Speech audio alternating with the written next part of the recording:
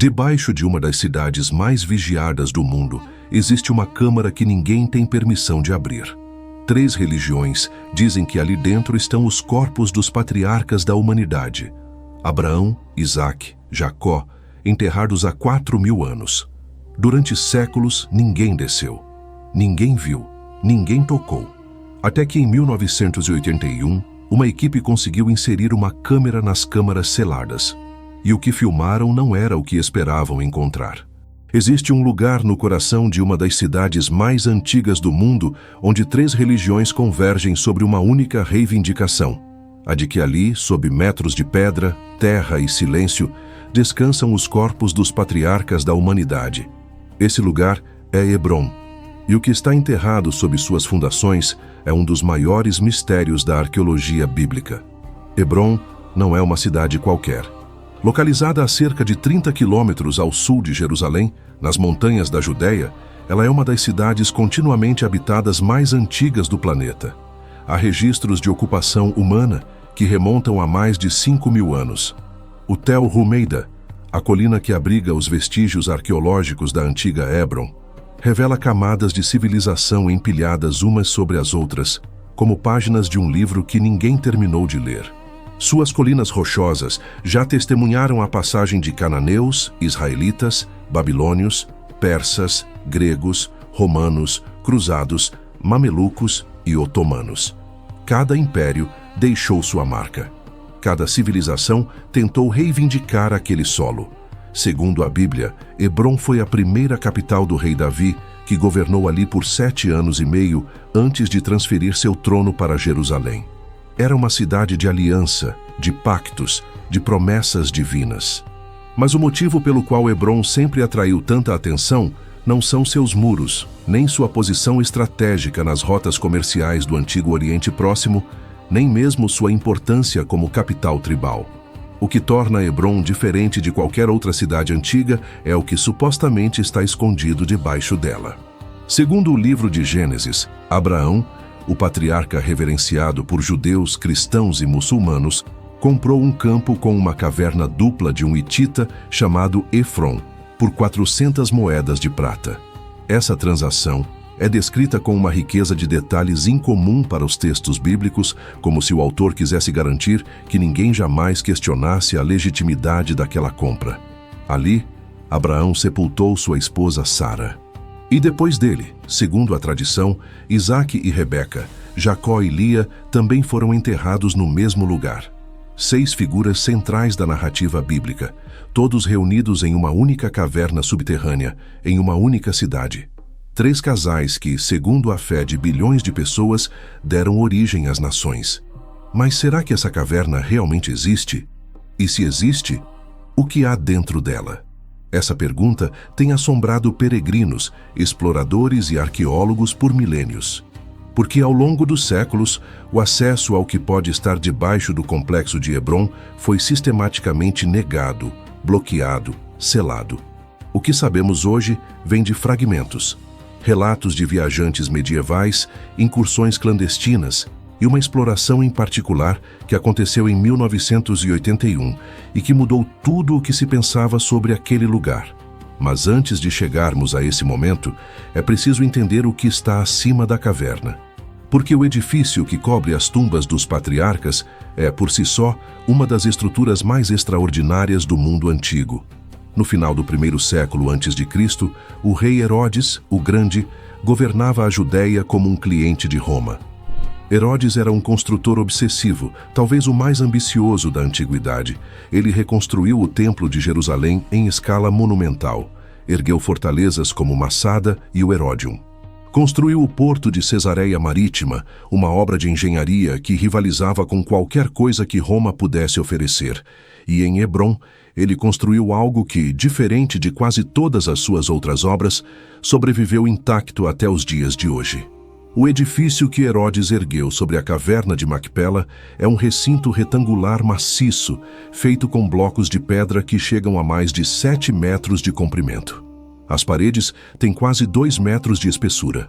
As pedras foram cortadas com a técnica característica da alvenaria herodiana. Bordas chanfradas com precisão milimétrica. uma marca registrada que os arqueólogos reconhecem imediatamente. Essas são as mesmas pedras, o mesmo estilo, a mesma ambição que deu forma ao Monte do Templo em Jerusalém. Mas enquanto o templo foi destruído pelos romanos no ano 70 da era cristã, o recinto de Hebrom permaneceu de pé. 2000 anos depois, ele ainda está lá. É a única estrutura completa do período herodiano que sobreviveu no mundo. E é aqui que a história começa a se tornar ainda mais fascinante. Porque Herodes não construiu aquele recinto sobre um terreno qualquer. Ele o ergueu sobre algo que já era venerado muito antes dele. Escavações e análises recentes indicam que pode ter existido uma estrutura anterior, possivelmente do período Asmoneu, no segundo século a.C. E as cerâmicas encontradas nas cavernas subterrâneas, das quais falaremos em breve, foram datadas do 8º século a.C., o período da Idade do Ferro, a Era do Reino de Judá. Isso significa que o local já era um centro de peregrinação mais de 700 anos antes de Herodes colocar a primeira pedra. A veneração daquele solo é anterior a quase tudo que conhecemos da história documentada de Israel. Mas há um detalhe que poucos historiadores mencionam. O recinto de Herodes originalmente não tinha teto. Era uma estrutura aberta, um muro colossal cercando o céu. Os arqueólogos sequer têm certeza de onde ficava a entrada original ou se existia uma entrada no sentido convencional. A ideia parece ter sido criar um monumento que fosse ao mesmo tempo um memorial e uma barreira. Um lugar sagrado que pudesse ser visto de longe, mas que protegesse o que estava abaixo de qualquer interferência humana. Como se Herodes, com toda a sua megalomania, reconhecesse que o que estava debaixo daquele solo era intocável. Com o passar dos séculos, o destino do edifício seguiu as convulsões da história. Os bizantinos construíram uma basílica cristã sobre a estrutura, incorporando os muros herodianos ao novo complexo. Quando os árabes conquistaram Hebrom no ano 638, a basílica foi convertida em mesquita. Os cruzados chegaram no ano 1100 e transformaram o local novamente em uma igreja. E depois, com a reconquista muçulmana sob Saladino e, mais tarde, o domínio mameluco, o edifício voltou a ser uma mesquita. Cada conversão trazia alterações, adições, novas camadas de significado. Mas em todas essas transformações, algo permaneceu constante. Ninguém mexia no que estava embaixo. É importante entender a geografia espiritual desse lugar. No andar superior do complexo, 6 cenotáfios, monumentos decorativos que representam os túmulos, estão dispostos em pares simétricos dentro de salas octogonais. Abraão e Sara, Isaque e Rebeca, Jacó e Lia. Os visitantes que vêm aqui há séculos rezam diante desses cenotáfios, acreditando que os patriarcas estão logo abaixo, no subsolo. Para os judeus, este é o segundo lugar mais sagrado do mundo, depois do Monte do Templo. Para os muçulmanos, Ibrahim é um profeta fundamental, e sua tumba é um dos destinos de peregrinação mais reverenciados do Islã. Disse que o próprio Maomé teria visitado Hebrom durante sua jornada noturna de Meca a Jerusalém, parando para prestar homenagem no túmulo. Mas os cenotáfios do andar superior não são os túmulos reais. Eles são marcos simbólicos, construídos muito depois dos enterros originais. A verdadeira questão sempre foi: o que existe debaixo do chão? E é aqui que a história toma um rumo inesperado. Em 1119, um monge chamado Arnu rezava dentro do complexo quando sentiu uma corrente de ar vindo do chão. Era uma brisa tênue, quase imperceptível, mas suficiente para despertar sua curiosidade. Arnu e outros monges começaram a remover as lajes do piso e descobriram uma sala revestida com alvenaria herodiana. Continuando a investigação, Arnu bateu nas paredes até ouvir um som oco. Derrubou a alvenaria naquele ponto e encontrou uma passagem estreita. Seguindo a passagem, ele chegou a uma série de cavernas e, dentro delas, segundo os relatos da época, encontrou ossos. Arnu acreditou que eram os ossos dos patriarcas bíblicos. Ele os lavou com vinho, organizou-os cuidadosamente e gravou inscrições nas paredes da caverna, identificando a quem acreditava que cada conjunto de ossos pertencia.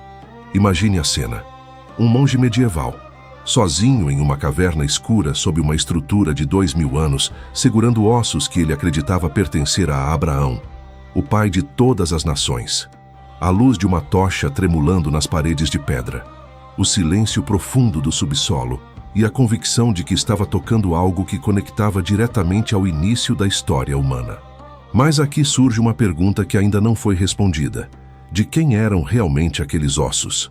Essa questão permanece sem resposta até hoje, porque o acesso às cavernas foi selado novamente após a reconquista muçulmana.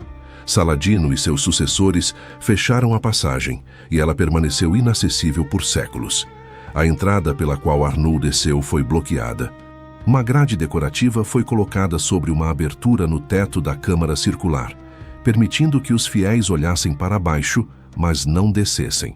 Durante 700 anos, de 1267 até 1967, os judeus foram proibidos de entrar no complexo. Eram autorizados apenas a se aproximar até o 7º degrau da escadaria exterior. 700 anos. 25 gerações impedidas de acessar o que consideram um dos lugares mais sagrados de sua fé. Tudo mudou com a Guerra dos 6 Dias, em 1967. Quando Israel capturou Hebrom, a proibição de 7 séculos foi quebrada da noite para o dia. Judeus entraram no complexo pela primeira vez em 700 anos. E entre aqueles que vieram estava Moshe Dayan, o lendário ministro da defesa de Israel, que além de general, era um arqueólogo amador apaixonado. Dayan tinha uma obsessão: descobrir o que havia debaixo do piso. Ele sabia que as cavernas existiam. Sabia da história de Arnul. Sabia que em algum lugar abaixo de seus pés podiam estar os túmulos que haviam sido venerados por 4.000 anos. Mas havia um problema. A única abertura visível era o poço sob a grade decorativa, um buraco com apenas 26 centímetros de diâmetro. Nenhum adulto poderia passar por ali. Dayan não sabia da existência da entrada do Serdab, uma passagem maior que havia sido selada e esquecida. Então, ele concentrou seus esforços naquele poço estreito. E teve uma ideia que, vista hoje, parece saída de um filme de aventura: encontrar alguém magro o suficiente para ser baixado pelo buraco. A pessoa escolhida foi Michal, uma menina de 12 anos, filha de um oficial de segurança israelense. Michal era magra, corajosa e estava disposta a descer ao desconhecido. Deram-lhe uma câmera e uma lanterna, e ela foi baixada pelo poço estreito para dentro da escuridão. Imagine o que ela sentiu. Uma criança de 12 anos, descendo por um buraco de 26 centímetros de diâmetro, mergulhando em uma câmara subterrânea que nenhum judeu havia pisado em 700 anos. O ar úmido e parado. O silêncio absoluto. A luz da lanterna revelando aos poucos as formas de um mundo esquecido. Michal encontrou-se em uma câmara circular. O chão estava coberto de moedas, velas e bilhetes escritos. Oferendas que fiéis haviam jogado pelo buraco ao longo dos séculos. Olhando ao redor, ela avistou um corredor estreito e escuro ao sul. A menina entrou no corredor. Depois de 17 metros, descobriu uma escadaria. Na escuridão total, subiu 15 degraus até encontrar uma parede. Uma grande pedra bloqueava a passagem. Ela tentou movê-la, mas era impossível. Sem alternativa, voltou. Quando foi içada de volta para o salão de Isaac, Michal descreveu tudo o que viu para Dayan. A câmara circular, 12 metros abaixo da superfície.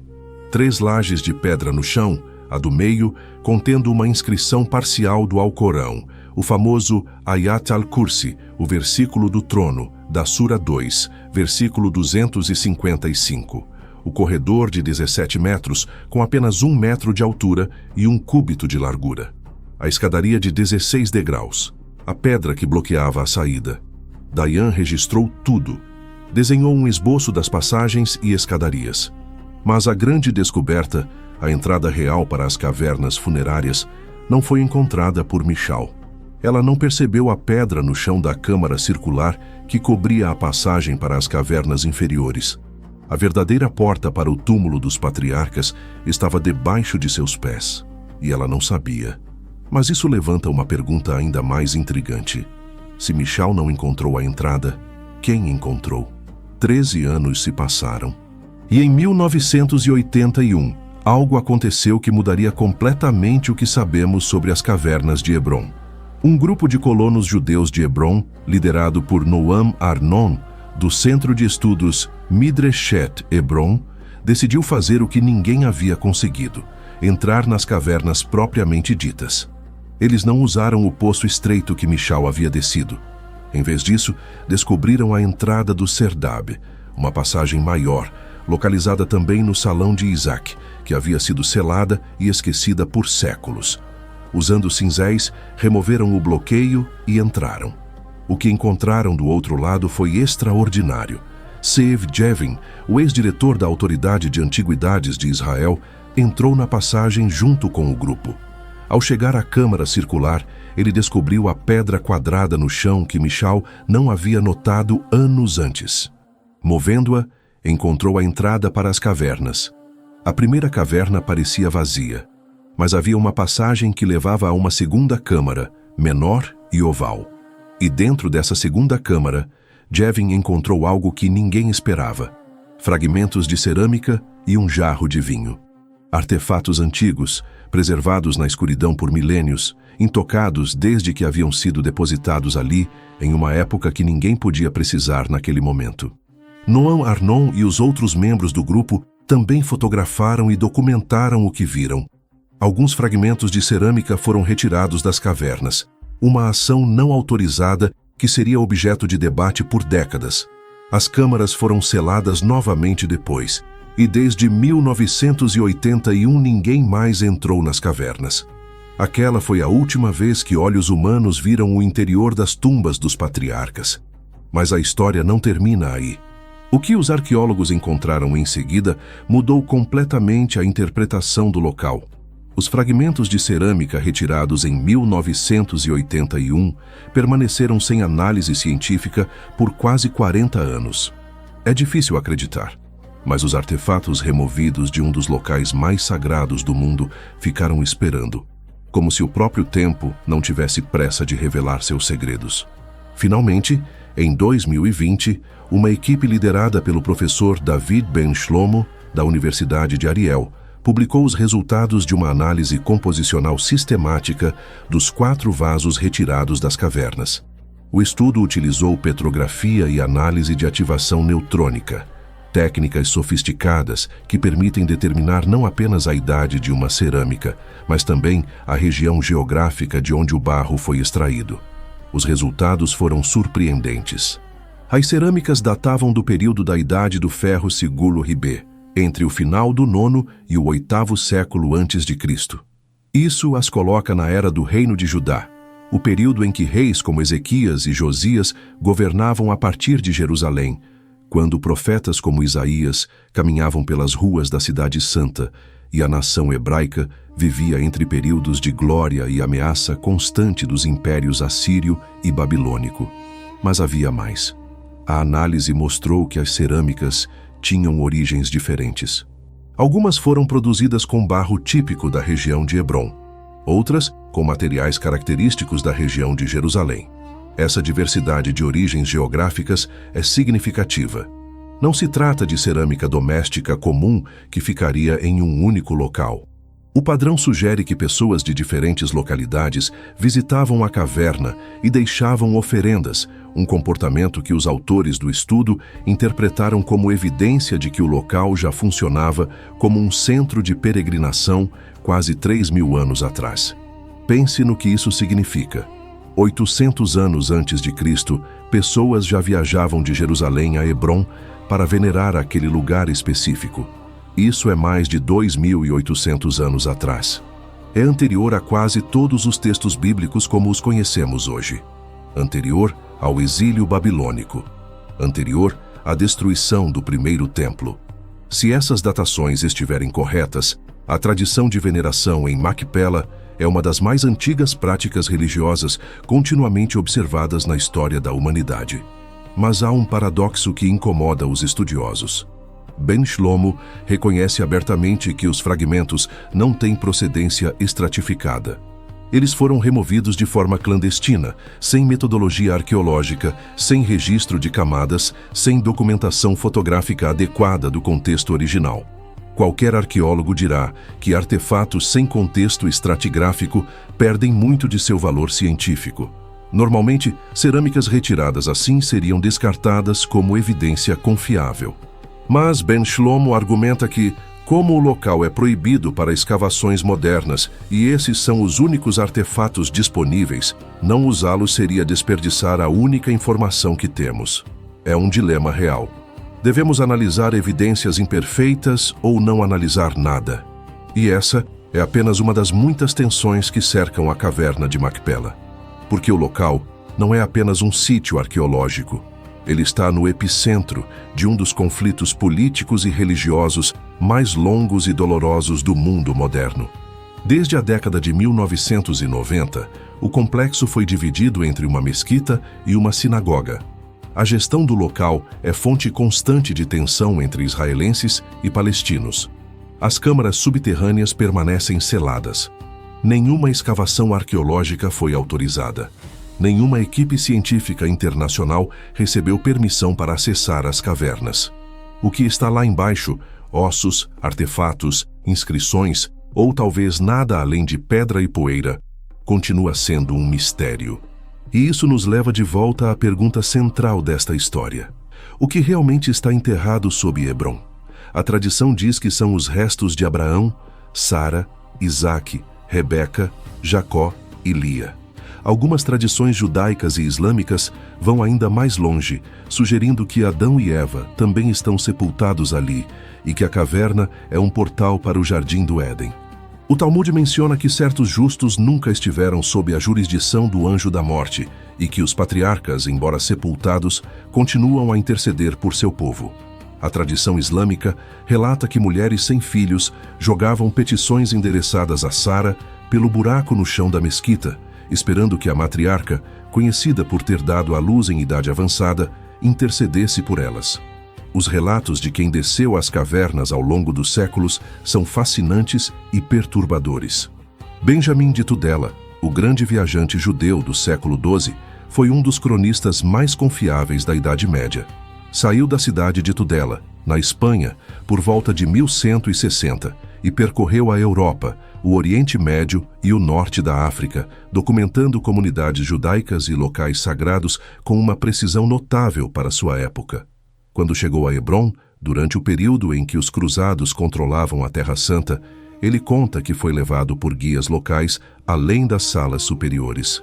Os guias, segundo Benjamin, informavam aos visitantes comuns que os cenotáfios no andar de cima eram os túmulos verdadeiros. Mas quando um turista judeu estava presente, ofereciam acesso aos túmulos reais, mediante o pagamento de uma taxa especial. Após pagar o preço, Benjamin desceu por uma escada escura segurando uma vela acesa, passou por uma porta de ferro e encontrou uma sequência de 3 cavernas. As 2 primeiras estavam vazias. Na terceira, ele afirmou ter visto 6 sepulcros dispostos uns diante dos outros, com os nomes dos patriarcas e matriarcas escritos em hebraico. Esse relato, escrito há quase 900 anos, continua sendo uma das descrições mais detalhadas que temos do interior das cavernas. Há também uma história mais dramática, quase lendária, envolvendo um sultão mameluco. Disse que, enquanto visitava a caverna dos patriarcas, sua espada dourada, cravejada de diamantes e pedras preciosas, escorregou e caiu pelo buraco que, segundo a tradição, leva diretamente ao local de descanso dos patriarcas. O sultão ordenou que um soldado fosse baixado por uma corda para recuperar a espada. Mas quando o soldado foi içado de volta, estava morto. Outro soldado foi enviado. O mesmo resultado. Após várias mortes misteriosas, os árabes locais sugeriram que o sultão recrutasse um judeu para a tarefa. A comunidade judaica de Hebron foi ameaçada com execução em massa se não enviasse um voluntário. O que aconteceu com o voluntário e se a espada foi recuperada varia conforme a versão da história. Lenda ou não, essas narrativas revelam algo profundo: o medo e a reverência que as cavernas de Hebron inspiraram ao longo dos milênios. Existe uma energia nesse lugar que transcende a arqueologia e a política. Uma sensação de que o que está debaixo daquele solo é ao mesmo tempo terrivelmente real e absolutamente inacessível. Quando você visita Hebrom hoje, se conseguir passar pelos checkpoints, pelas barreiras de segurança, pelos soldados armados e pelas tensões palpáveis entre as duas comunidades que dividem a cidade, e entra no complexo, a primeira coisa que sente é o peso da história.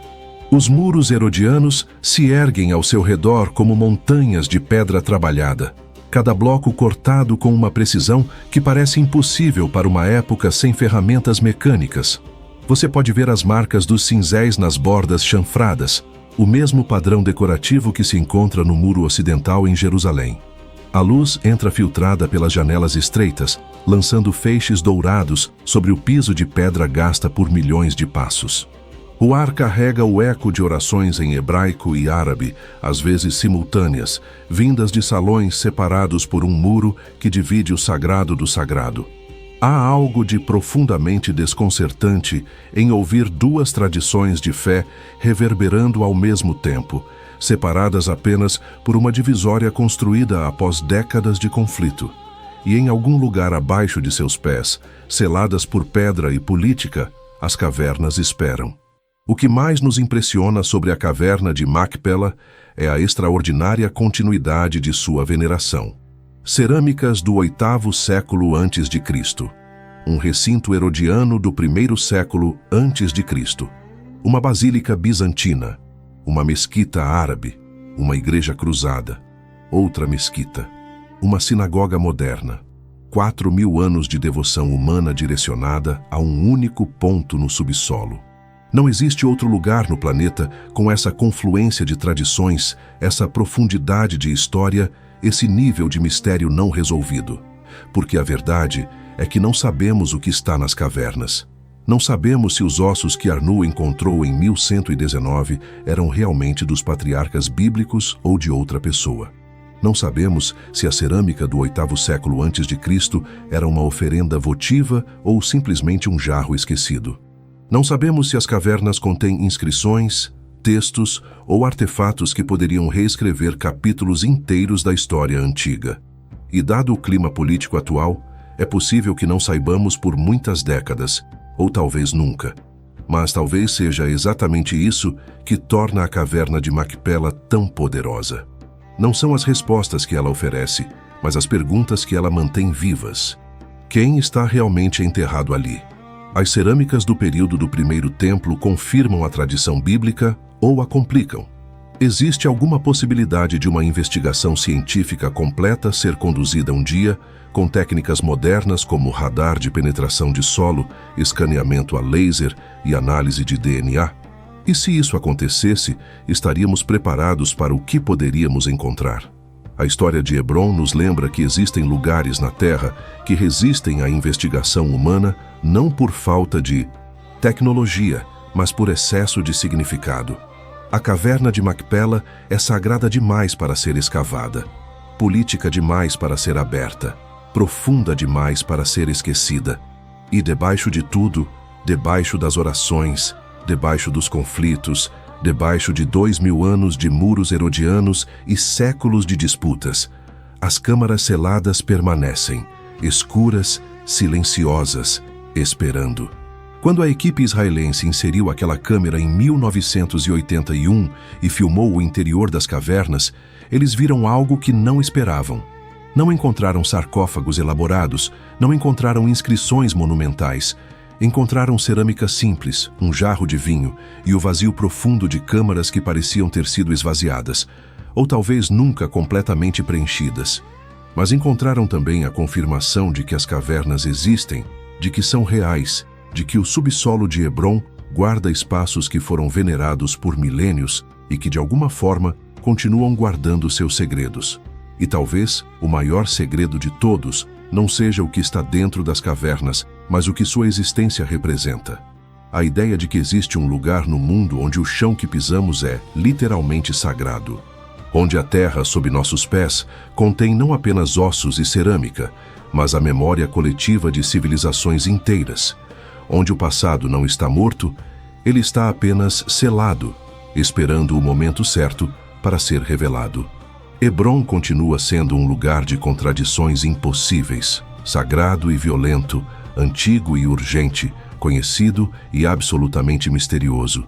E as cavernas sob seus muros continuam sendo o que sempre foram, o coração enterrado de uma história que a humanidade ainda não terminou de contar.